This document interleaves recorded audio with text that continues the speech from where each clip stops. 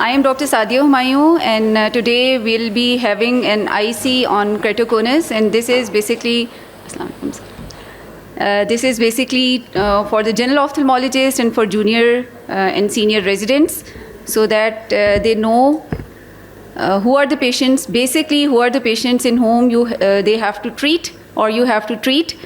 You have to go for the CXL, and who are the patients in whom you have to watch for progression. Okay, so I'll be presenting few questions over here.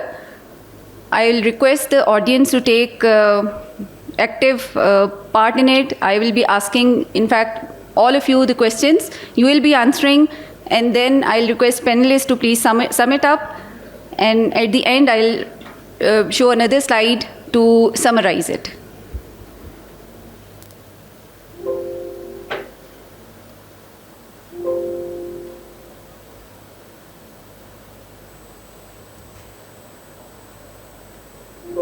ये आगे नहीं जा रहा, ऊपर नीचे वाला है ना, कर रही हूँ, आ गया. Okay. Okay.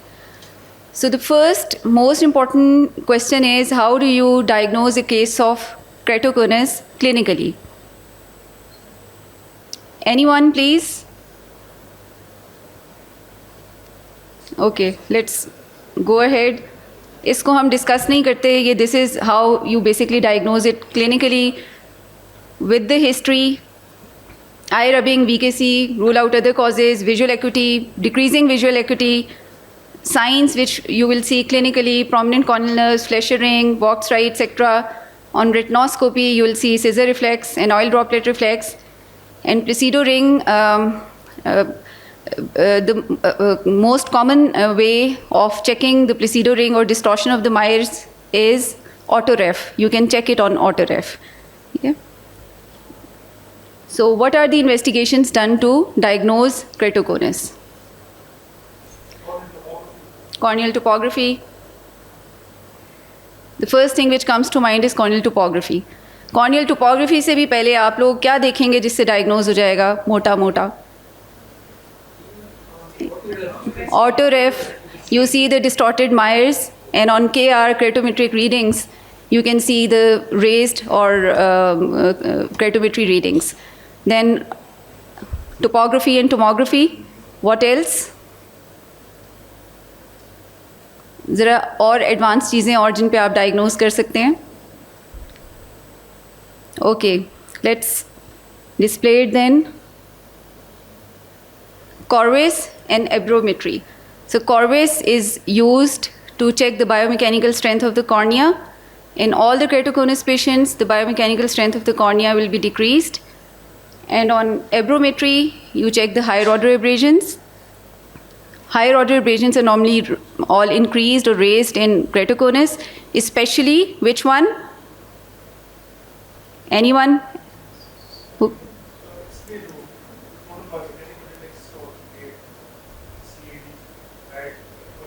That is Corvus. On aberrometry, I am talking about the higher order abrasions.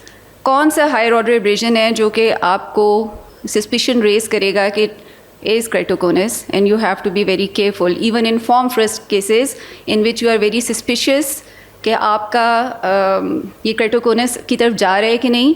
borderline case है अगर, उसमें भी आपको बहुत help मिल जाती है. Comma? Vertical comma, yes. ठीक है. So vertical. If I just stop over here, ये एकदम हम बहुत high पे चले गए ना, तो I think so it's very important because when we say it is general ophthalmologist, तो एक नहीं सर, ये सिर्फ summary है, आगे अब जा रही है. आप वो करती रहना, मैं तो एक छोटी सी बात करना चाहता हूँ जो मतलब which should be दो चीज़ें हैं. एक तो आपकी history आपकी बड़ी important है. The other thing is कि जो आपकी you should always look कि जो आप autoref करते हैं, K1, K2 रीडिंग्स की अगर हाई वैल्यूज आती हैं तो आपको that will give you a very good indication कि there something wrong with the patient along with all the other thing.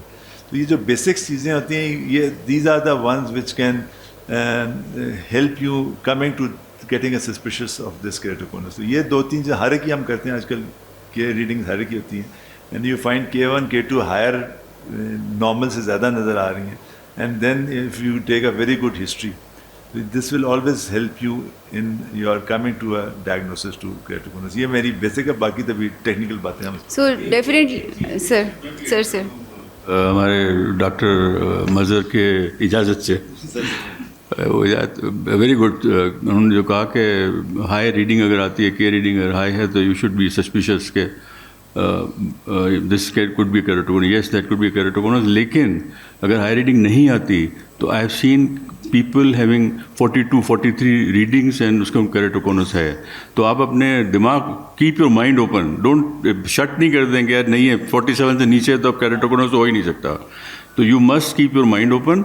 और अभी डॉक्टर सादिया की जो प्रेजेंटेशन है बड़ी खूबसूरत होती है हमेशा, तो आज भी बड़ी अच्छी होगी इंशाल्लाह ताला. तो आप देखेंगे ये क्या कह रही हैं. अभी अगर मैं हाशवानी साहब की इजाज़त से एक छोटा सा पॉइंट ऐड करना चाहूँगा. Again we are still on the very basic levels, I think higher उसके ऊपर हम नहीं जा रहे. एक तो ये है कि आई थिंक जो आपका रेटिनोस्कोप है, that's a very important tool for general ophthalmologist to just have a just quick swipe करें आप, you will see the reflex और behaviour of the reflex will give you some idea what's going on. If you have a very clear-cut Myers, vertical, horizontal, that's okay. But in very early stages, you'll start seeing these scissor reflexes. That's the first point. Second point is that if you generally see, let's say, 100 patients of keratoconus, maybe in 70 to 80 patients, you'll find that the refractive error, usually the cylindrical component in the right eye will be at the 40 degree and the left eye will be 120 degree. This is just a general thing. I mean, it's not something very scientific जो मैं आपको कहूँगा जी ज़रूर ऐसे ही होता है. But अगर आप एक सिंपल बात के ऊपर देखें कि 140 एक तरफ है, 120 एक तरफ, आपको थोड़ा सा जहन में आ जाना चाहिए कि ये भी कुछ गड़बड़ है. और तीसरी चीज़ जहन में रखिए कि generally when you refract a patient, तो आप अगर हायर सिलेंडर भी होते हैं ना आम पेशेंट में जिनमें कोई कोनिंग नहीं है, केराटोकोनस के इश्यूज़ नहीं हैं, तो you may take him down to 6x6 correction with some cylinder, whatever it is. लेकिन केराटोकोनस पेशेंट्स में आप देखेंगे कि अक्सर औकात, मोस्ट ऑफ द टाइम, आप सिलेंड्रिकल एलिमेंट पूरा लगाते भी हैं तो 6x6 वो नहीं होता. There is always some residual. आप कोशिश करते रहते हैं कि और ऊपर जाएं और ऊपर जाएं. So these are the hints which you should pick up कि ये चीज़ें ऐसी हैं जो आपको आगे इन्वेस्टिगेट करने के लिए मदद करेगी. Thank you. बहुत अच्छे पॉइंट सर ने ऐड किए. समटाइम्स इट हैपन्स दैट के रीडिंग्स आर नॉर्मल, बट जब आप टोपोग्राफीज़ करते हैं तो उसमें एलिवेशन ज़्यादा होती हैं. इसी तरह sometimes you see prominent corneal nerves और आपको लग रहा होता है एवरीथिंग इज़ फाइन, लेकिन जब आप फर्दर इन्वेस्टिगेट करते हैं तो कोई ना कोई साइंस और, जैसे या बायोमैकेनिकल स्ट्रेंथ कम होगी, वर्टिकल कोमा ज़्यादा होगा, या आपके जो हैं वो कोई ना कोई टोपोग्राफी में एलिवेशन ज़्यादा आ जाएंगी. ठीक है, तो आई डू अंडरस्टैंड कि कॉर्वेस सेब्रोमेट्री हर जगह अवेलेबल नहीं है, but as sir already pointed out that most important thing clinically is to diagnose it clinically first with AR, KR, your clinical signs, and then go for the other investigations. Okay, so we have discussed this. Now we are not going into detail of how to check the visual acuity and how to do topography and how to read topography. वो बहुत lengthy subject हो जाएगा. अब हम सिर्फ topography में आप लोगों को दिखाऊंगी and you have to tell me whether what do you think of that topography. So do you think this is keratoconus?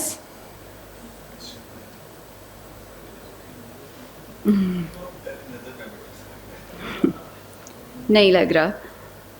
Thickness कोई कम नहीं लग रही, रेड हुआ हुआ है. हाँ ठीक है. So this is a normal scan. Anterior posterior elevations are normal. Thickness अब यहाँ पे सारा ब्लर हो गया, but it was I think 524. ठीक है, ये भी नॉर्मल है. Now look at the Belin Ambrosio enhanced ectasia display. ये भी आपका नॉर्मल है. All green traffic light signals, अगर और नहीं पता तो. ठीक. Now, what about this scan?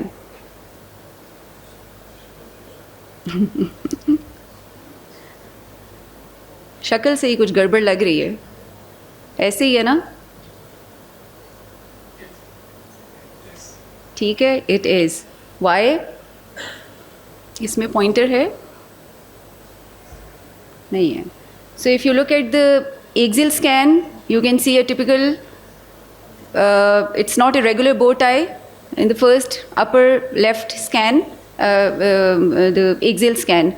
If you look at the pachymetry, वो भी red है, नीचे एक purplish भी हुआ हुआ है, अब यहाँ पे reading clear नहीं है, but it was somewhere around 464. कौन सा वाले? Okay, here. ठीक है, so thinnest pachymetry 464. If you look at the elevations, anterior and posterior elevations, these are also raised more than normal.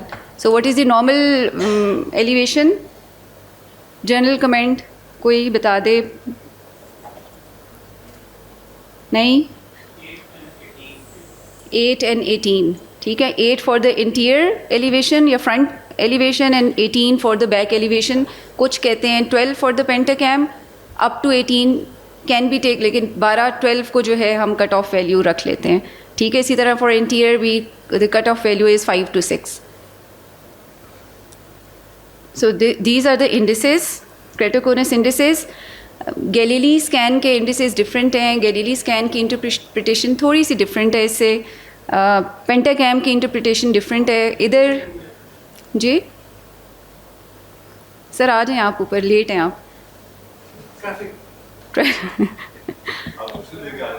मैं आपसे ज़्यादा क्वेश्चंस करूँगी सर.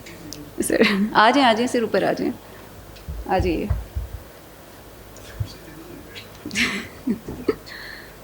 ओके आ जाएं सर, वहाँ आ जाए. व्यू ब्लॉक नहीं करना, बाकी खैर है. So these are the Cretoconus indices for the pentacam. So the beauty of this is that it gives you the Cretoconus grading along with these indices. So according to this scan, this is KC2. Okay, now I would go back to this scan. Okay, let's go first. Sorry. Now, this is Cretoconus. How do you classify Cretoconus? Mild, moderate, severe.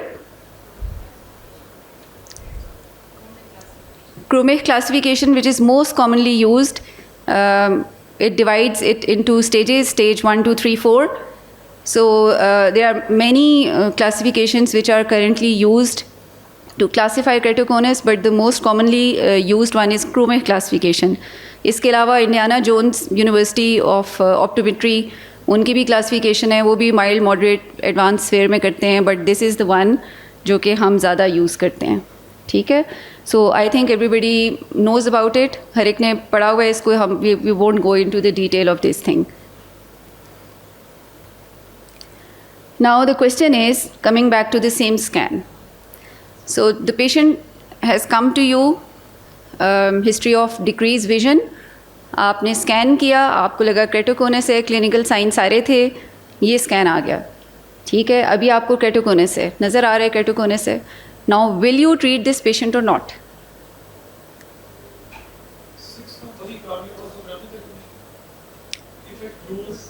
सो अब I will rephrase my question again. So the same patient, one patient with this scan, he is say 15 years old, he has come to you with this scan. Will you treat him? Yes. Anyone for no?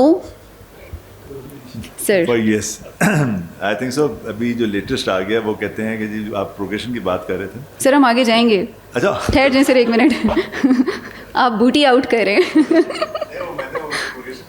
Sir वो मैं भी आ रही हूँ. 15 साल की जो बात करते हैं. सर मैं अभी वो अगला question. Next question is another patient who is 30 years old or 35 years old. Same scan. Will you treat him? We will observe him. What about 15 years old? Risk of progression. So what about 18 years old? Still progressing. What about 25 years old? Okay. Okay. Sir थोड़ा सा आपकी इजाज़त से sir तो देखें, scan के base के ऊपर and just from the age के बेसिस के ऊपर we should not be deciding कि इसको करें या ना करें. There are so many factors which we have to keep in mind. Number one, what's the vision like? सबसे पहली बात यह है उस बच्चे की विजन कितनी है. Who is 15 years old? क्योंकि let's say for example, if he is counting fingers. Now the next step would be, क्या उसकी विजन इम्प्रूव हो सकती है किसी तरह से with glasses or with contact lenses. ठीक. अब let's say विजन इम्प्रूव किसी चीज़ से नहीं होती. This is a patient 15 years of age, count fingers vision improve नहीं हो रही किसी चीज़ से. आप CXL करके क्या करेंगे? Sir, I'll rephrase my question again. जी please. The patient 15 years of age, he has a vision of 6/9. ठीक है सर, हम काउंटिंग फिंगर पे नहीं जा रहे, वो 6/9 वो भी आगे आते जाएंगे. वो इसी तरह मैं basically I am just trying to engage them for, हाँ वो मैं अभी वापस आती हूँ. ठीक है. 15 years old, 6/9 vision.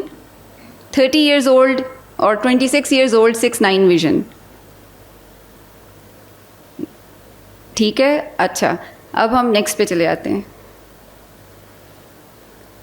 What about pediatric keratoconus between age 10 and 18? ठीक है. Now if a patient, अब हम ट्रीटमेंट की जो पहला स्कैन मैंने दिखाया उसकी हम बात करते हैं. इफ़ ए पेशेंट जैसे सर अब आप बोल सकते हैं, अब आप बताइए. नहीं सर आप बताइए, अब मैं इस पे आना चाह रही थी तक ताकि आप बोल दें. वो मतलब बेसिकली ये है कि अभी दो कॉन्सेप्ट्स बड़े क्लियर हो गए हैं कि जी बच्चों में प्रोग्रेशन को जो नहीं देखा जाता है. There are lot of studies now coming out and they even paediatric population में तो उन्होंने अंडर GA शुरू कर दिया CXL बच्चों में. They don't wait for this was one point which I wanted to say. लेकिन बिकॉज एक चीज़ याद रखें, अब हम यहाँ 3 बैठे हैं, हमारे अपने 4 बैठे हैं, तो हम चारों के ना थोड़ा डिफरेंस है. We do not want to talk on those things. वो हम ऐसे करेंगे आखिर में, वो हम कहते हैं कि वो आपको सारा एक बार करिए और फिर जब आपके क्वेश्चन उठे तो फिर हम उसके साथ जवाब देते हैं. प्लीज़ जो आप कैरी ऑन करती रहें, जहाँ हमारी ज़रूरत पड़ी तो फिर हम. So according to many studies, in teenage group or pediatric patients who have keratoconus between the ages of 10 and 18 years, you have to do immediate CXL without waiting for documenting progression. ठीक है. You don't have to wait till the age of 18 years. आपने वो progression होनी ही होनी है. और since the time we are doing CXL and we are doing checking these patients of keratoconus, हमने जितनों को भी initially wait किया कि हम इनको देखें, वो सारे progress करते हैं. और फिर now this has been documented and it has been extensive research has been done on there are multiple studies. This Siana pediatric CXL study is one of them, in which the final conclusion was that you don't have to wait in pediatric age group. You have to do immediate CXL without documenting the progression. Sir. Even if the patient is keratoconus suspect, will we go for CXL? No, sir. अगर keratoconus suspect है जिसमें vision is 6/6 and you in that case you can wait for 4 months पे, then 6 months पे, then 12 months पे आप scan करें और देखें. अगर keratoconus suspect है तो फिर वो सर बातें आ जाती हैं कॉर्विस और एब्रोमेट्री की. आप उनके साथ उसको चेक करके फिर देन यू कैन डॉक्यूमेंट कि वो उसमें कितनी, अगर एक नॉर्मली ऐसे होता नहीं है, एक आंख में हमेशा एडवांस डिजीज़ होती है और एक में keratoconus आपकी बिल्कुल अर्ली चेंजेस होती हैं या नहीं होती हैं पीडियाट्रिक एज ग्रुप में जब भी हमारे पास प्रेजेंट करते हैं. तो वो अगर एक में एडवांस डिजीज़ है then you don't have to wait for the progression in other eye, you have to do CXL. ठीक है sir. Anything you would like to add? Sir. So what happens in keratoconus patients in middle age? 30-35 पे आके क्या हो जाता है? Why you don't want to do CXL immediately and why you want to wait?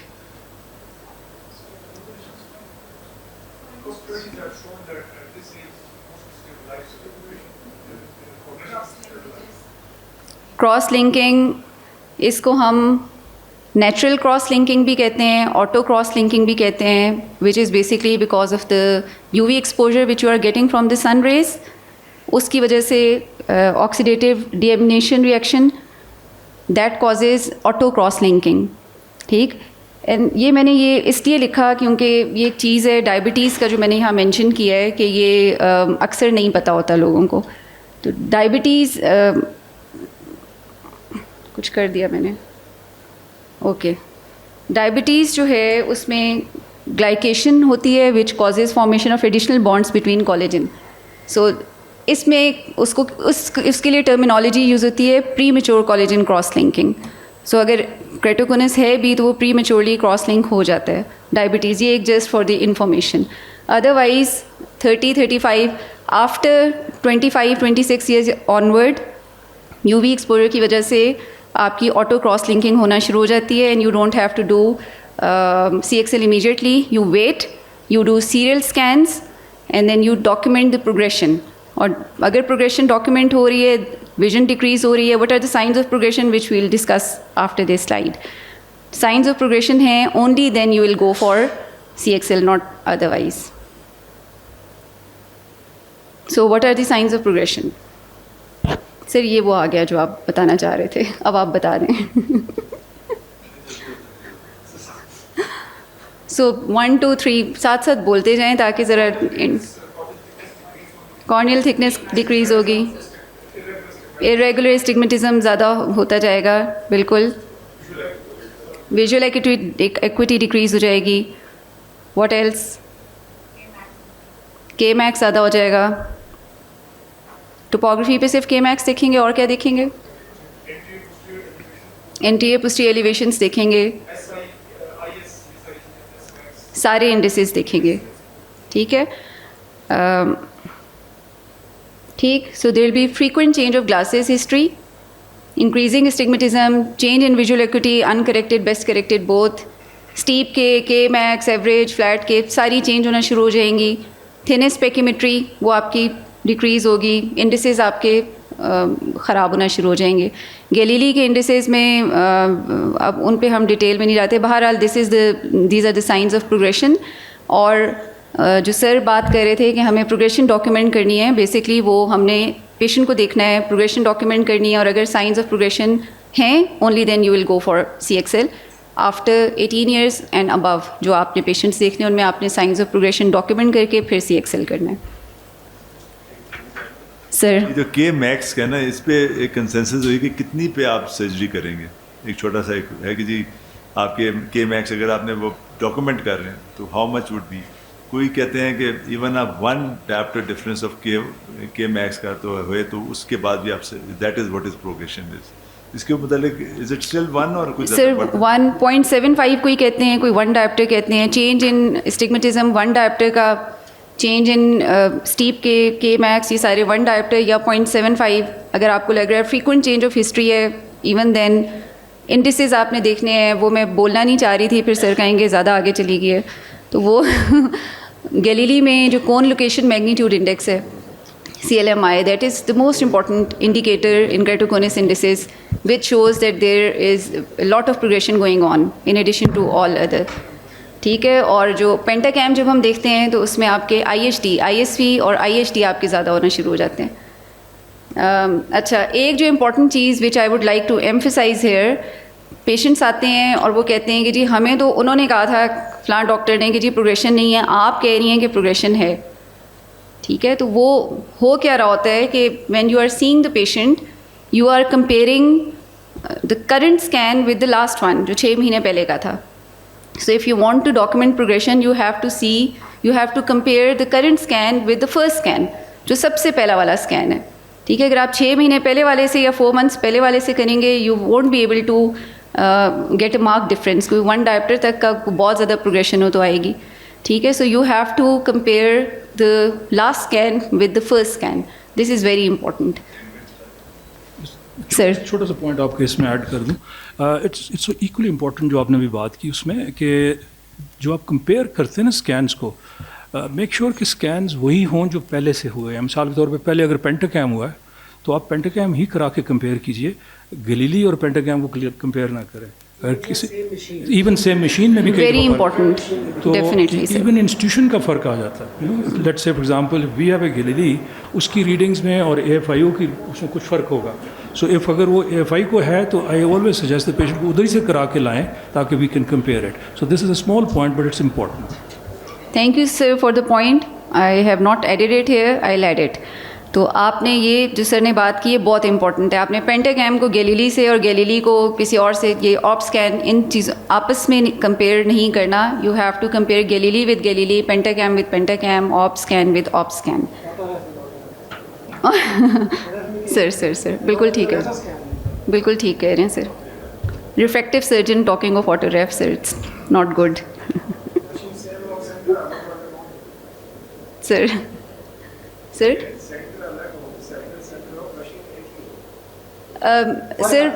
फ़र्क थोड़ा सा आता है, लेकिन आप अगर नंबर्स को देखें और आप उसके स्कैन्स को मत देखें, then you can make out कि अगर आप उसके इसमें जैसे एक ऐड कर दूं, quality of scan is very important. ये मैं आपको बता दूं, मैं अपने क्लिनिक में कितनी बार ऐसे होता है कि वो मेरा टेक्नीशियन एक जब आता है, जब दूसरा करता है या करती है, तो उसमें रिजल्ट्स में फ़र्क आता है. जब मैं उसे कहता हूँ ना कि फिर से प्रॉपर तरीके से करो, तो आप उसकी सिग्नल्स रिड्यूस होते हैं, कुछ होते हैं, वो बैटरी ठीक होती है, कभी टेयर ड्राइनेस है. तो ये ऑल आर द फैक्टर्स. ये मशीनों को हमने उनको हवा बना दी है. I think so after going through them, कितनी बार ऐसे हुआ है कि जब एक स्कैन पेशेंट की सारी चीज़ें ठीक होती हैं, जब उसकी पहले से उसकी रिज़ल्ट पहले अच्छा आया होता है, Kmax उसका पहले से कम हो गया होता है, और लेकिन उसकी बाकी पैरामीटर सारे, लेकिन वो क्या है, वो स्कैन ख़राब हो गया. तो ये चीज़ें आपको बड़ा ज़रूरी है, importance of reading the scan and making sure that the quality of the scan is very good. और उसका पूरा एक लेक्चर है कि हाउ स्कैन को किस तरह से आपको पढ़ना चाहिए. आई थिंक सो हमने मशीनें तो ले ली हैं, लेकिन उसकी जो नीटी ग्रिटी फाइन ट्यूनिंग्स पे हम इतना जोर नहीं दे रहे. मतलब ये हमारा भी कसूर है इसमें.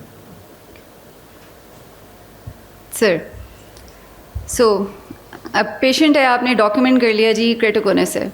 सो how will you decide that you want to go for CXL or you want to go for intracorneal ring segment, or you want to go for any other treatment option, phakic ICL or topo guided treatment? How do you plan that?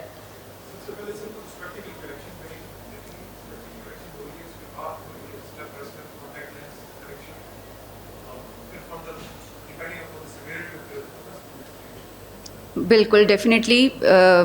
जैसे sir ने यही बात अभी शुरू में sir यही बात बोल रहे थे कि जब आपने एक दफ़ा डॉक्यूमेंट कर लिया, आपने देखना है सिवेरिटी क्या है, पेशेंट की विजन क्या है, ठीक है, फिर उसके स्टिग्मेटिज्म कितना है, उसकी कॉर्नियल स्टिग्मेटिज्म कितना है, उसकी मैनिफेस्ट कितना है, उसका टोपोग्राफिक स्टिग्मेटिज्म कितना है, करेक्ट कितना और है, कोई फ़र्क पड़ रहा है कि नहीं पड़ा, कॉन्टैक्ट लेंस ट्रायल से कोई फ़र्क पड़ रहा है कि नहीं पड़ा.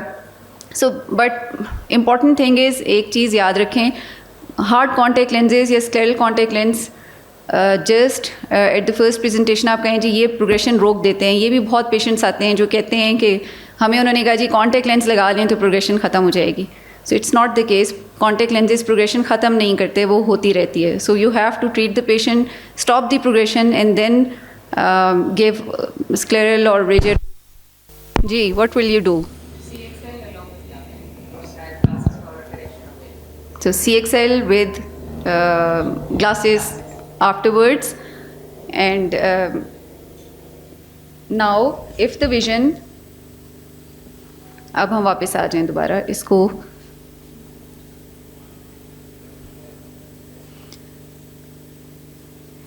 Now if the patient has a vision of 6/12 or 6/18, not further improving with glasses, patient has astigmatism of 2 -2, 6/12 या 6/18 चलें आप कह लें, 6/18 तक चली गई है. astigmatism ज़्यादा नहीं है, -2 तक है, और patient is otherwise comfortable with glasses. So is there any way that you can reduce astigmatism along with CXL?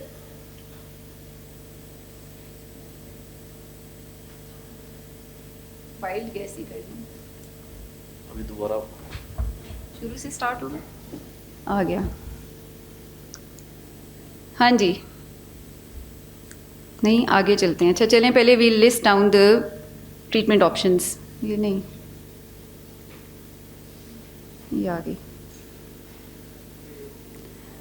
So this is just the list either you go for contact lenses or glasses if stable CXL, topo guided partial PRK with CXL, also known as CXL plus, your first described by Ken Lopless, and it's also known as Athens protocol.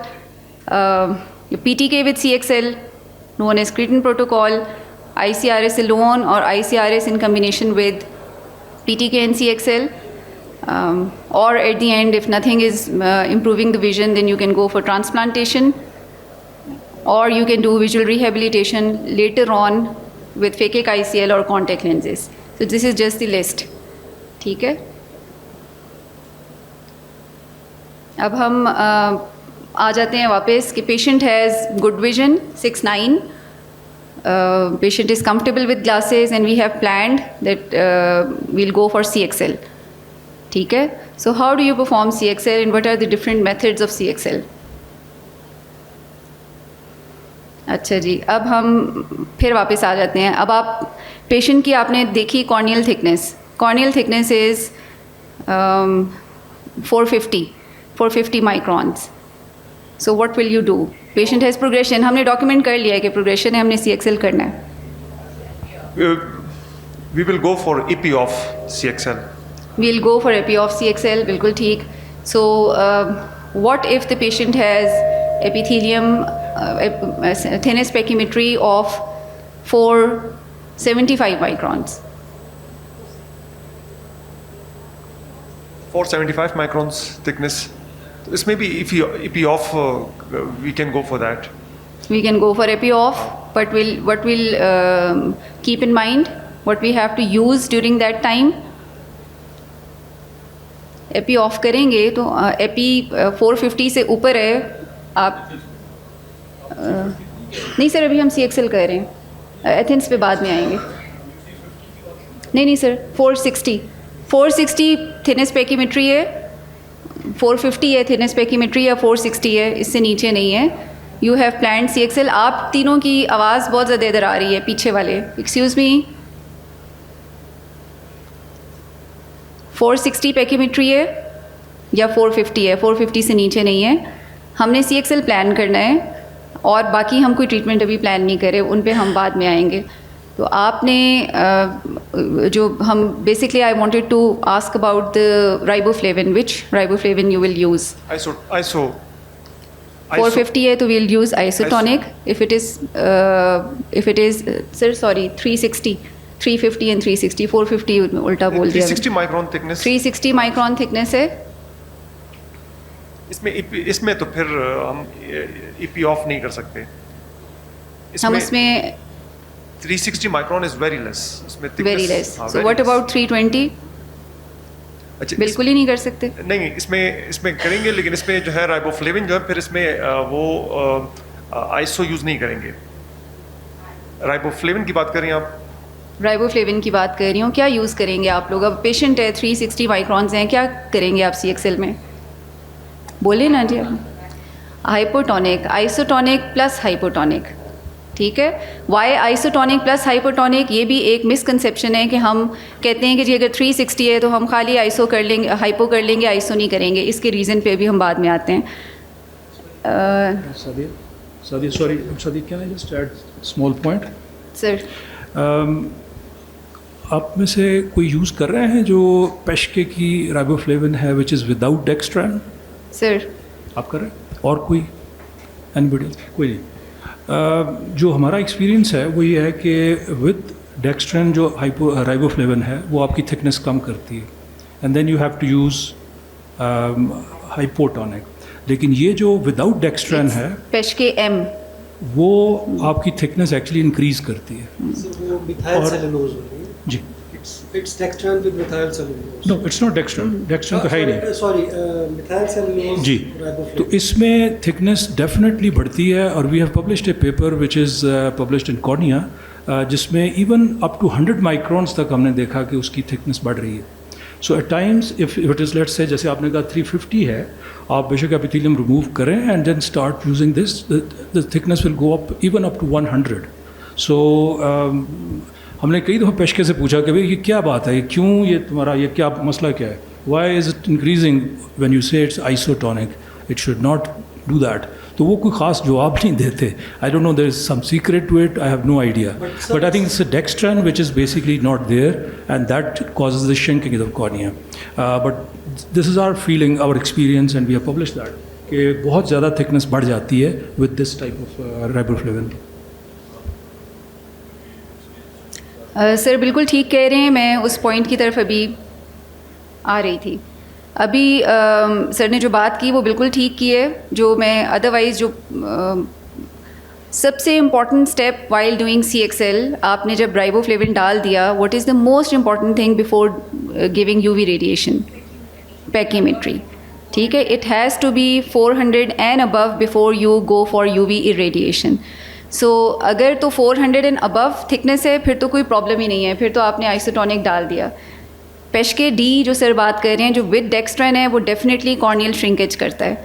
जो पेशके M है वो corneal thickness increase करता है. We have done, जैसे sir ने कहा, sir हमने भी 360 तक के भी पेशेंट्स हैं, 350 वाले जिनको पेशके M यूज़ किए, एंड हमें हाइपोटोनिक यूज़ करने की ज़रूरत ही नहीं पड़ती. ठीक है, बट आपने पेशके M यूज़ कर लिया लेकिन फिर भी आपकी थिकनेस ठीक नहीं हो रही और वो फिर भी 380 है, फॉर एग्जांपल 380 है, तो फिर आप क्या करेंगे? Then you have to go for hypotonic. So another important thing here is, इसको वो दूसरा कर दें, क्या किया है इसको ये.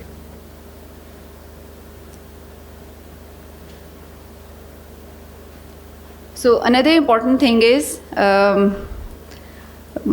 यू हैव टू डू पर ऑफ पैकी. थिकनेस अच्छी है, 400 एंड अबव है, then you don't go for hypotonic. But अगर कम है, 380 है, then you have to go for hypotonic. So what I wanted to add here, जो हम आइसोटोनिक यूज़ करते हैं राइबोफ्लेविन. सो राइबोफ्लेविन क्या कर रहा होता है? Riboflavin basically it's a photosensitiser. आपके कॉर्निया स्ट्रोमा में एब्जॉर्ब हो रहा है, but isotonic riboflavin will be absorbed till the 2/3 of the cornea, not more than that. वो वहाँ तक तकरीबन आते हैं. एक्सपेरिमेंट्स हैं वो कहते हैं कि if patient more than 400 is isotonic alone, if it is between 350 and 400, if thickness is not increased after isotonic, 400 and above, then you can use hypertonic with isotonic. If it is between 320 and 350, you can use transdermal. Without removing epithelium, you can use CXL. But in all these cases, most important take-home message is that epithelium has to be, body perimetry has to be 400 at the time of UV irradiation. अगर कोई UV irradiation, अच्छा कुछ cases थे, मैं sir से पूछूंगी, sir कुछ cases थे जिसमें उसका का हो गए थे और thickness हमने ISO भी डाल दी, hypo भी डाल दी और thickness increase नहीं करी और वो 380 पे start होती थी. तो भी went to sir, जो हमारा पहला केस था, परेशान और सर अब क्या करें, ये तो नहीं हो रही, तो सब कुछ कर दिए, एक्स्ट्रा 10 मिनट्स भी लगा दिए, सब कुछ कर दिया. पहले 380 के 370 पे आ गया. सर ने आगे से हंसे और मैंने क्या कहा, सर आप बता दें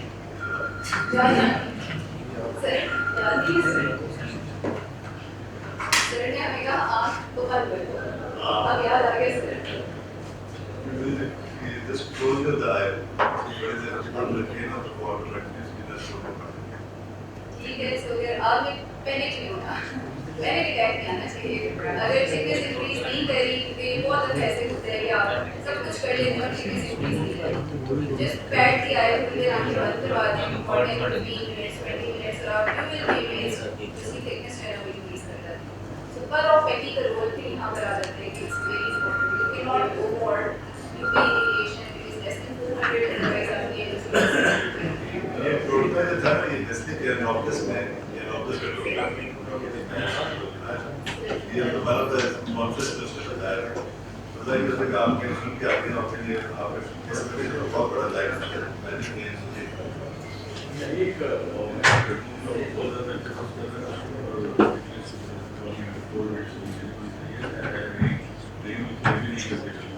लेकिन एक मुझे बड़ी अच्छी अगर आप कम है तो आप वो जो फिटनेस फील करते हैं आपका टाइम जो है उसका वो कम करते हैं कि आपने अगर 350 है बस की इसका बॉडी फिटनेस तो आप टाइम जो है वो instead of 30 minutes, आप 23.8 जो ऑनलाइन कैलकुलेटर होता है, और अगर आप एक्सेलरेट कर रहे हैं 9 किलोमीटर तो आप 7.9, तो आप टाइम ऑफ जो कर रहे हैं उसको आप रिड्यूस कर दें तो उससे जो है डैमेज बचा सकते हैं। तो ये फॉर्मूला वो ये जो ऑनलाइन वो है मेरे पास है, आप दे सकते हैं। ये अच्छी चीज़ है।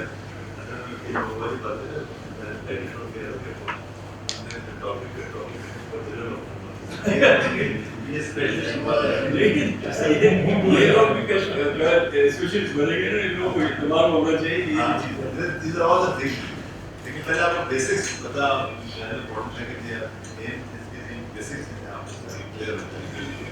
सर तो मैंने चीज़ें बहुत सारी ऐड की उसको फिर डांट पड़ी तो मैंने निकाल दी कि बहुत सारी मैंने ऐड की थी किसी प्रोटोकॉल की यार बहुत सारी मैंने की और काम मेरे तो every on can't say भी ठीक है फिर there are certain pharmacological agents which can loosen intraepithelial junctions that can be used यहाँ पे हम सारे यूज नहीं करते फिर इंट्रासोमल पॉकेट्स भी बनाई राइबोफ्लोव पेमेंट करने के लिए वो चीज़ें भी यूज होती हैं वो भी हम यहाँ पे नहीं करते हैं बट आप एक स्टडी थी ठीक है कि हमने फिल्म की उस पर वो जब आप इंट्राकॉर्डियल रिंग सेगमेंट के चैनल्स बनाते हैं तो आप उसके अंदर आप राइबोफ्लोव डाल देते हैं उसमें है एक एडजस्ट हो गया है जो बोलिया ओपेक हो गया है।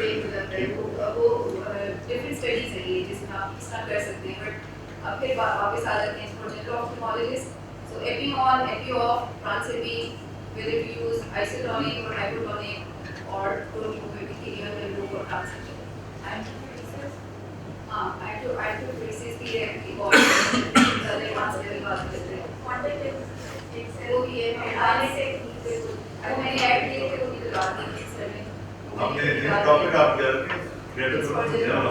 नॉट फॉर वन स्पेशलिस्ट कैसे कर सकते हैं इसी से आपकी फिटनेस का मैं नहीं बोल रही कॉन्टेक्ट लेंस करें बहुत सारी चीज़ें हैं लेकिन अभी हम बेसिक्स की बात आगे नहीं जाएंगे वो लिखा हुआ है मैंने कि हम इस पे होता है हमने बोलना नहीं है अब लाइट नहीं आ रहा अच्छा जो राइबोफ्लेविन की बात हो रही थी राइबोफ्लेविन इज एडिक्विटी एब्जॉर्ब कर देंगे ये पॉइंट्सोमा ठीक है ये प्रूवन चीज़ें हैं सर इस पे हो जाएगी जो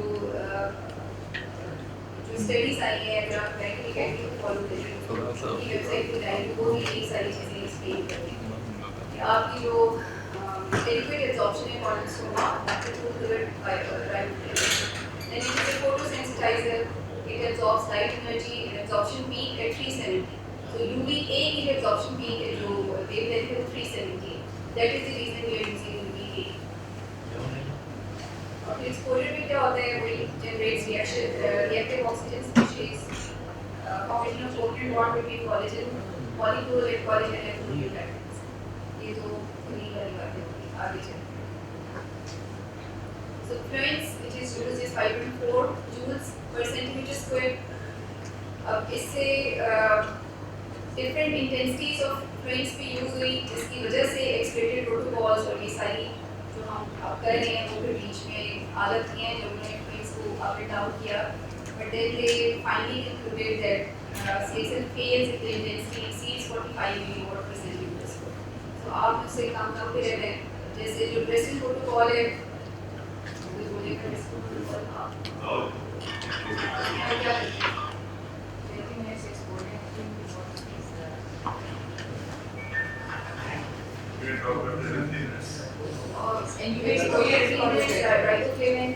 फिर आपने उसको जो है 30 milliwatt per sorry for 30 minutes 3 milliwatt per centimeter for 3 minutes. Yes, and you riboflavin dropping after During this procedure, you have to use riboflavin drops every 2 to 3 minutes आपको every single time. ठीक है ये तो हमारे जो Bristol में 1990 में start किया पहले एनिमल स्टडीज हुई 2003 में ह्यूमन स्टडीज हुई और फाइनली 16 में FDA अप्रूव हुआ ये तो सबको पता ही है लेकिन उन्होंने जो स्टार्ट किया उन्होंने कहा कि आपने इसको राइबोफ्लेविन डाल दिए हैं कि UVA exposure 370 nanometer 3 milliwatt per centimeter square for 3 minutes 30 minutes ठीक है उसमें 9 millimeter aperture 50 centimeter of the ordinary so इसके बाद फिर further एक्सटेंडेड प्रोटोकॉल साइन जो मोस्ट कॉमनली हम लोग यूज़ कर रहे हैं आई वुड थिंक सर आपको ड्रेसिंग होता है या आप लोग एक्सटेंडेड आप लोग सर 10 minutes सो ये लाइन रिपोर्ट क्या हुआ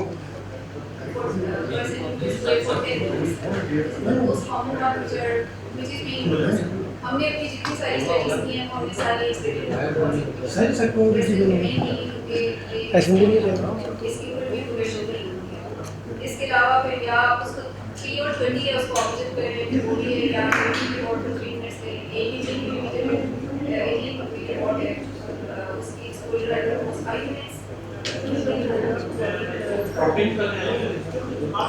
सेम प्रोटोकॉल बाकी सारा वही है एवरी 1 to 3 minutes आपकी ड्रॉपिंग करनी है फिर आपकी UV exposure is for 10 minutes 9 milliwatt/centimeter square in expected फिर एडवांस लेवल बात हो जाएगी स्टेट टेम्परेचर सिस्टम्स की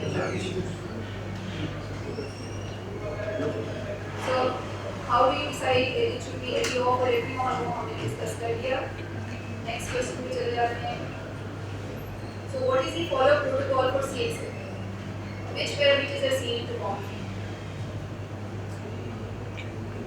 all the same parameters which we have to see for the cycle progression same parameters वो सारे हमने फॉलो में भी देखे हैं ठीक है हमने विजन से लेके स्टीप के Kmax thinnest elevations indices ये सारी हमने देखी हैं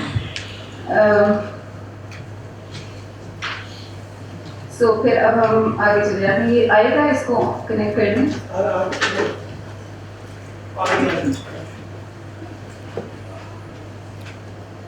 ठीक है फिर केसी इंडिसेस जो प्रोग्रेशन के लिए हमने अगर आप गैलीली जो जैसे पहले सर ने बात की अगर आप गैलीली देख रहे हैं तो आपने गैलीली के इंडिसेस को गैलीली के इंडिसेस से कंपेयर करना है अगर आप पेंटाकैम देख रहे हैं तो पेंटाकैम को पेंटाकैम से कंपेयर करना है यू कैन नॉट कंपेयर हैपहैज़र्डली वो उसमें आपको पता ही नहीं चलेगा और आप इधर डिस्प्ले हो तो पता चल जाएगा पेंटाकैम में ठीक है ISV, KI, CKI और ISD ये बहुत इंपॉर्टेंट हैं जो कि आपको नज़र आ जाएंगे कि वो डिक्रीज़ होना शुरू हो जाते हैं इन ऑल केसेस जिसमें रिग्रेशन स्टॉप हो जाए इवन प्रोग्रेशन रुक भी जाए तो ये सारे पैरामीटर्स आपके काम हो जाते हैं गैलीली में आपके ये KPI, CLMI, PPK ये सारे पैरामीटर्स स्पेशली इनिशियल 5 वाले जो है ना अगर याद नहीं रहते तो वो आपके या रुक जाएंगे और जितनी हमने देखी हैं उनमें सारों में इनकी आपको जो ना नज़र आएगा कि ये सारे कम हो गए हैं from the base line sir आप लोगों ने कुछ ऐड करना है नहीं सर 2-3 क्वेश्चंस रह गए सर मोटे मोटे So which clinical sign shows that the CXL is effective? Clinically आपने पेशेंट को स्लिट लैम्प पे देखा तो आपको कैसे पता चलेगा कि अच्छा CXL हुआ है डिमार्केशन लाइन से ठीक है सो डिमार्केशन लाइन हर एक में नहीं नज़र आती किसी में आपको बहुत फेंट नज़र आएगी और अगर ना भी नज़र आ रही हो अगर आप इंटीरियर सेगमेंट OCT करें उसमें बहुत अच्छी आपको क्लियर कट लाइन नज़र आ जाती है ठीक है अगर आपको क्लिनिकली ना भी नज़र आए तो लेकिन क्लिनिकली मोस्टली जिनके अच्छा CXL हुआ होता है उसमें आपको डिमार्केशन लाइन नज़र आ जाती है सो it is formed at 80% of the depth हो क्या रहा होता है CXL में apoptosis of keratocites in interior stroma new keratocites they migrate from the periphery to the center in following weeks the stromal healing stromal compaction or hyperdense extracellular matrix which is formed at this level ये जो basically this demarcation line is hyperdense extracellular matrix line ठीक है और बाकी तो nerve plexus की बात मैं नहीं करती वो भी डिस्ट्रॉय हो जाती है Sorry to interrupt. Can you see this on the slit lamp, or is this a view of a? नहीं नहीं ये तो मैं आपको hyperdense extracellular नहीं, matrix नहीं, के ये जो लिए findings demarcation line नहीं, all of these findings. Sir demarcation line आपको hyperdense extracellular matrix ये जो नज़र है ना ये this is demarcation line which you can see clinically So basically, this is just a theoretical thing. these two are theoretical thing जो clinical thing है वो demarcation. demarcation line है और hypercellular extracellular matrix ये क्यों हो रहा है ये मैंने उसके लिए explain किया How do you assess these things? Sir demarcation line आपको नज़र आ जाती lamp पे है आती है? जी जी सर ये बाकी चीज़ों को अगर मैं एक उसमें सम अप कर दूँ ना अगर कॉर्निया आपको थोड़ा सा हेजी नज़र आ रहा है पहले दिन that means you are fine ठीक है you've done a good job. ये नहीं, हाँ, ये जो बात है ना सर ने बताई है ना कि जो इम्पोर्टेंट चीज़ है कि haziness is part and parcel of this successful operation, ये आपने पेशेंट को बताना है। ये मेरे पास कल परसों आया जिसने पढ़ के आया हुआ कि जी इसके बाद कॉर्निया हेजी हो जाता है, इसलिए मैं नहीं कराना चाहता। ये आपको एक्सप्लेन बहुत ज़रूरी है कि पेशेंट के साथ अंडरस्टैंड कराना कि haziness is a part and parcel a success story, it's not a bad and it's not going to affect your vision. That is important, especially वो बच्चे जो 6/9 टाइप की वीन हुए और जो इम्प्रूव कर रहे होते हैं उनको बताने की बहुत ज़रूरी बात है। पोस्ट ऑप कॉम्प्लिकेशन अगर आप पढ़ें CXL की तो उसमें टॉप पे जो है कॉर्नियल हेज़ लिखा हुआ है, ठीक है। कॉर्नियल हेज़ भी आता है, कॉर्नियल इन्फिल्ट्रेट्स भी आते हैं, विजन एक्विटी भी डिक्रीज़ होगी, पेशेंट का आएगा ये मेरी आंख ठीक थी आपने ख़राब कर दी है, ठीक है। और ये 3 मंथ्स, इनिशियल 3 मंथ्स अगर आप टोपोग्राफी कराएंगे यू विल सी कि तो प्रोग्रेशन हो रही है। 3 मंथ्स में इनिशियली कॉर्निया स्टीप होता है और 3 मंथ्स के बाद आहिस्ता आहिस्ता उसकी फ्लैटनिंग स्टार्ट होती है, ठीक है। तो 3 मंथ्स में आपने कभी भी स्कैन नहीं कराना, you have to wait till 4 months. कराना है तो 4 मंथ्स पे कराएं, देन 6 मंथ्स पे, फिर 12 मंथ्स पे, देन ईयरली, ठीक है। लेकिन इनिशियली जो है वो विजन भी कम होगी, उसकी सारे पैरामीटर्स स्टीप के मैक्स सारे थोड़े से ज़्यादा होंगे, थिकनेस भी ज़्यादा कम होगी और एंड पे आप देखेंगे कि थिकनेस जो है वो भी तकरीबन बेस लाइन के करीब करीब आ गई है और बाकी सारी चीज़ें वो फ्लैटनिंग स्टार्ट हो जाती हैं उनकी, ठीक है। तो this is the clinical sign corneal demarcation line.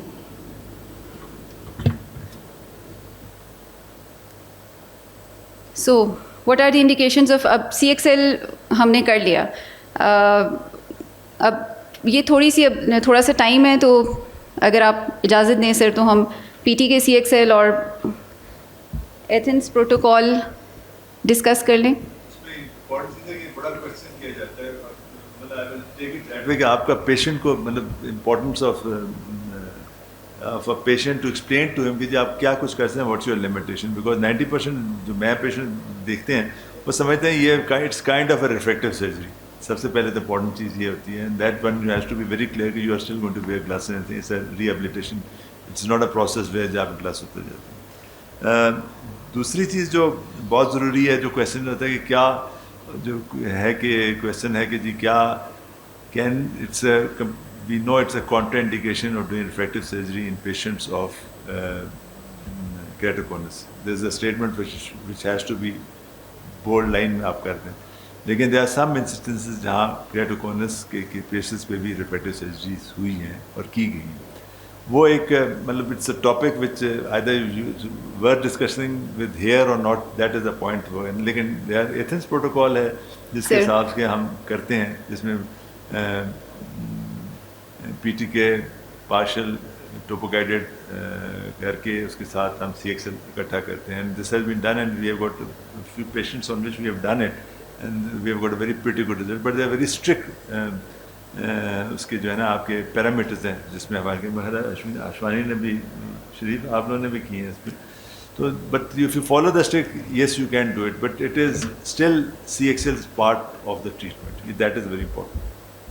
उसके अगर पहले लेट्स सी कि अगर आपके पास और question answer if you feel like it we can talk. Sir वो इनको थोड़ा सा मैं एक चीज़ बताना चाह रही हूँ कि अब हमने जब स्टार्ट किया था तो आई आस्क्ड अ क्वेश्चन कि अगर पेशेंट की विजन 6/9 है और पेशेंट बाकी सारे पैरामीटर्स प्रोग्रेशन हो रही है और what will you do CXL। फिर CXL में हमने क्या क्या किया, अब पेशेंट है उसकी विजन है 6/12 6/18 इम्प्रूव नहीं कर रही है, तो आप will you still go for CXL or you would like to add something else in the treatment, ये या एथेंस या ICRS, आप किस टाइम पे क्या डिसाइड करेंगे कि आपने कौन सा ट्रीटमेंट करना है। सिर्फ मोटी मोटी 2-3 बातें इन 3-4 मिनट्स हम कर लेते हैं, ठीक है सर। सो बेसिकली PTK में हम क्या कर रहे हैं, PTK में वी आर, ये पॉइंटर, ये एरिया ये देखें ये थिन आउट हुआ हुआ है, बाकी थोड़ा सा थिकंड है। So when you plan 50 microns of PTK, so it is basically removing 50 microns from that 7 millimetre area of the cornea. So अब इस जगह पे 35 मिलीमीटर है, इस जगह पे जो है वो कहीं पे 50 है, कहीं पे 45 है, कहीं पे 60 है, बट मैनुअली जब हम रिमूव करेंगे वो तो ज़ाहिर है 35 ही रिमूव करेगा और बाकी जगह पे वो 50 रिमूव कर देगा या वो जितना एपिथेलियम है वो रिमूव कर देगा. So when we do PTK, so ख़त्म हो गया सर. Sir last 2 minutes. आपकी अनाउंसमेंट नहीं करूँगी मैं. So when you do PTK, so basically you are selectively shaving the tip of the cone. You are also removing the part of the stroma, so you are giving it a regularizing effect. ठीक है? So cretin protocol or PTK CXL is done if the stigmatism is less than 2.5. If the stigmatism is 2.5 and above, then you go for Athens protocol. If you can do Athens protocol, provided you have acceptable range of corneal thickness. Topographic astigmatism more than 2.5 and Athens protocol cannot be done. ठीक, आपकी 2.5 से ज़्यादा astigmatism है, लेकिन आप Athens नहीं कर सकते क्योंकि thickness आपकी corneal thickness बहुत कम हो गई है. Pecky thinness more than 50 because you have to remove 50 microns with PTK. So you have to have a 400 micron for UV irradiation. और this is an added advantage for PTK. कोई superficial sub epithelial scarring हुई भी है वो भी आप इसके साथ ठीक कर सकते हैं. But Cretan protocol is not recommended in teenagers because of excessive reaction and scarring postoperatively. ठीक है, वो आपने 18 ईयर्स एंड अबव, 20s में, लेट 20s में जिनकी आप विजन रिहेबिलिटेशन करना चाह रहे हैं उनमें you can go for Cretan protocol. What are the indications of combined ICRS PTK CXL? When Athens protocol is not possible, आप नहीं कर सकते, थिकनेस आपकी कम है. अब आपकी थिकनेस है 450, स्टिग्मेटिज्म आपका 2.5 से ज़्यादा है. 2.5 से ज़्यादा का मतलब है you can go for Athens protocol, but thickness is 450. You can not go for Athens protocol. Stigmatism ज़्यादा है, कॉन्टैक्ट लेंस इंटॉलरेंस है. These are the patients in which you will plan ICRS with PTK and CXL. I'll skip that. So जो बात sir कह रहे थे कि is it possible to do refractive surgery in keratoconus patients? So that is basically the Athens protocol. It's not a complete refractive surgery, but you are treating a part of the refractive error. You cannot treat more than 70% of the corneal astigmatism या जो भी आपका refractive error है, not more than 70%. So if topographic astigmatism is more than 2.5, thinnest pachymetry has to be more than 460. 50 microns आपने PTK से उतार दिया, then पीछे आपके पास मार्जिन होना चाहिए जिसमें आप एथेंस प्रोटोकॉल करेंगे और उसका रिफ्रैक्टिव एरर ट्रीट करेंगे.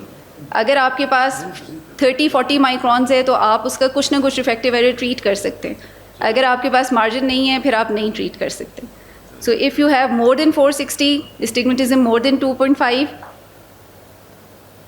तब आप इसका जो है ना एथेंस कर सकते हैं. But most important thing here to the take home message for Athens protocol that you can not treat more than 50 microns in any patient refractive error का. ठीक है, combined refractive error plus higher order aberration and rest जब आप calculate करते हैं you can not treat more than 50 microns. चाहे 50 microns में आपका 70% कवर हो जाता है, चाहे 50 माइक्रॉन्स में आपका थोड़ा part of refractive error cover होता है. You can not treat the whole of the refractive error with Athens protocol. ख़त्म सर. सर जी Last. हमारे चेयरमैन मेरे चेहरा ऐसे बना दिया. सुना दिया. क्या करना है? वाजिद जो है ना बस एंडिंग कमेंट्स दे दें. टाइम बिल्कुल ख़त्म हुआ है तो आप मुझे वो कन साहब देख रहे हैं बड़े गुस्से से. Just two very short take home messages. Number 1, whatever protocol you follow, please follow that protocol. जो भी आपने प्रोटोकॉल चूज़ करना है उसको फॉलो कीजिए, every step of that. Don't change any step yourself. That's number 1. Number 2, please do CXL yourself. Don't leave it to your technicians. That's all. Important thing which sir said at the end. Okay, please all to go to which hall, sir? Xavier Hall for the plenary session followed by inauguration ceremony, and the coupons will be distributed over there for the dinner coupons. It will be distributed. So may I request sirs to please shield distribution pictures and